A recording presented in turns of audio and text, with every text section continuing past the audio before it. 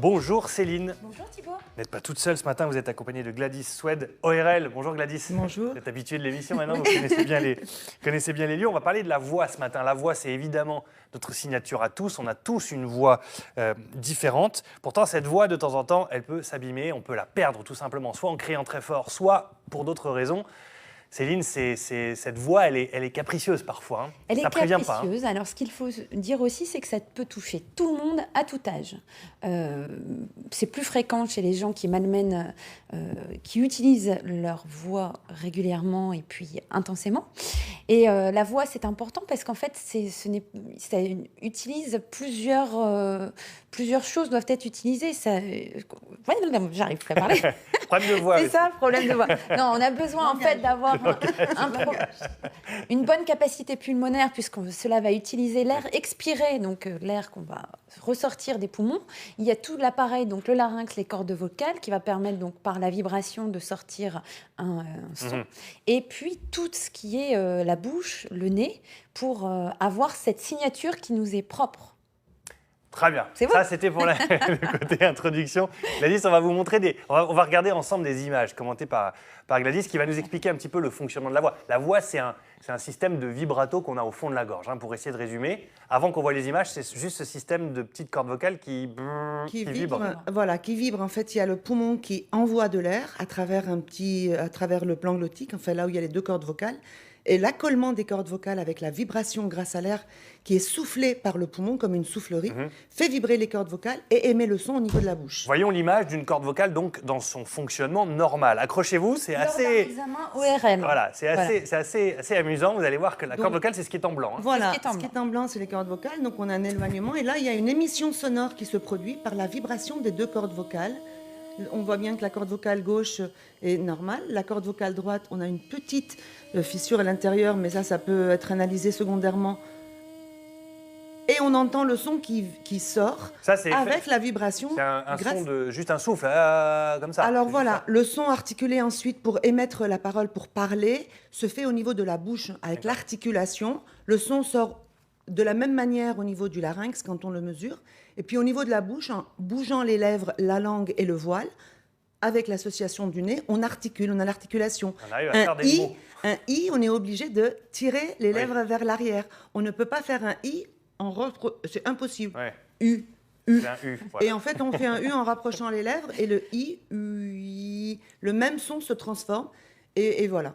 Donc en fait, c'est vrai que c'est tout un mécanisme pour parler. Et alors, pour nous, on ne s'en rend pas compte en fait au quotidien. Absolument. C'est lorsque justement ça nous fait défaut qu'on se dit bah tiens, il se passe quelque chose. Alors quand ça fait défaut, ça veut dire perdre sa voix.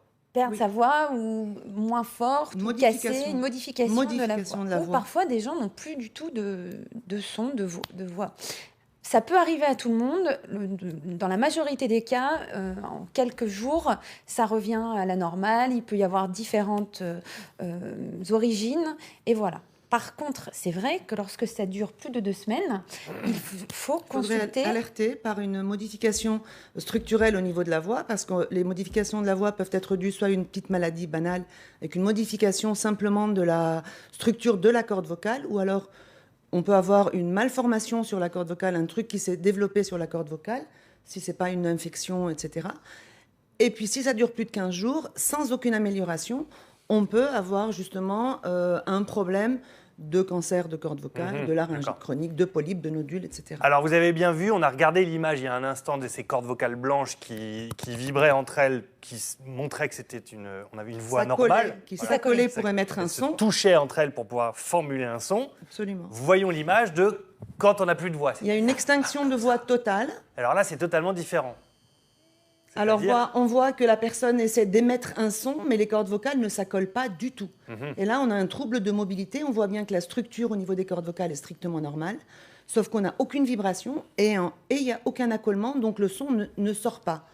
Et ça peut être justement, avec une corde vocale strictement normale, 2 pathologies. Soit c'est une pathologie neurologique que l'on doit détecter par une IRM encéphalique, on peut pousser les investigations très loin, soit tout simplement, ça peut être une conversion hystérique. en fait, un problème psychologique chez la personne. Si au moment d'une situation qui a déclenché une aphonie complète, les gens ne parlent plus et ils ont une contraction telle au niveau du larynx où les muscles dysfonctionnent, ceux qui doivent se contracter ne se contractent pas quand il faut, ceux qui doivent se relâcher ne se relâchent pas. Et la mobilité au niveau du corps vocal est complètement bloquée. Alors, c'est un diagnostic d'élimination, c'est-à-dire qu'on élimine toutes les pathologies qui peuvent provoquer ce trouble. Et seulement ensuite, on peut se dire, voilà, c'est une conversion hystérique. Alors, on a tous des névroses. Ça arrive plus chez les femmes, mais ça peut arriver chez les hommes aussi, de plus en plus d'ailleurs. Ouais. Il y a plein d'autres... alors, ça se guérit? Je veux dire, le fait d'avoir les cordes vocales qui se bloquent complètement, il faut passer par l'orthophoniste. Ça, c'est incontournable.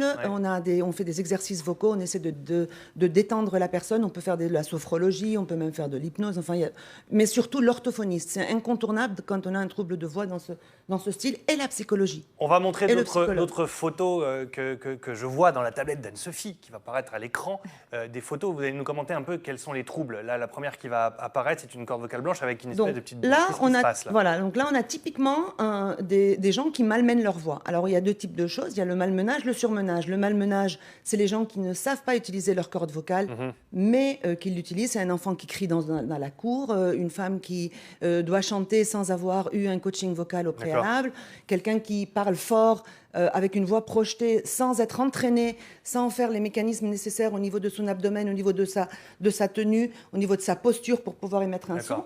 Et on a un épaississement au niveau de la corde vocale gauche, donc c'est un nodule. De l'autre côté, il y a un nodule qui commence à apparaître. On les appelle les kissing nodules à terme.